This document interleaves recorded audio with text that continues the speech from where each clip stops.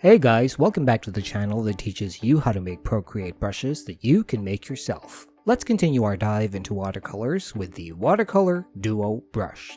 It's called that as it can both produce the hard watercolor edge when pressing down hard, but it can also produce a soft, wet brush look when pressing lightly. You can combine both effects in a single stroke by pressing hard, then lightening pressure and watering down the edges that you want. So, let's get started and make this brush. Start with an open canvas, choose a brush folder, and tap the plus sign to make a new brush.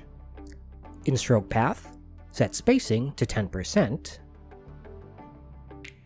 and jitter to 15.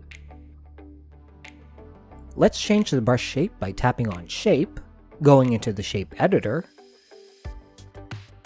and choosing Blotch from the Shape library. Tap Done twice to save selection. In Shape Behavior, turn on Randomized. Let's add a grain to the brushstroke. Enter the grain editor, tap Import and Source Library, and choose Charcoal Vine. Before exiting the grain editor, tap on Auto Repeat. Tap Done to save selection and settings. Set grain behavior to texturized, with the scale at 20%, brightness at 15, and contrast at -10. In the rendering sidebar, select Rendering Mode Uniform Blending.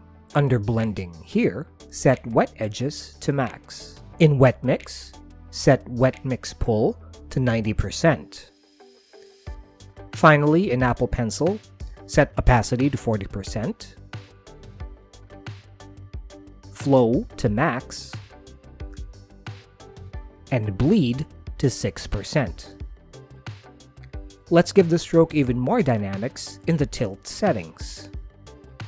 Set tilt gradation to max, bleed to 11%, and size to 34%. Finally, in Properties, under Brush Behavior, set maximum size to 350%. And that's it! Super easy and super versatile. The watercolor brush that can do anything your imagination conjures up.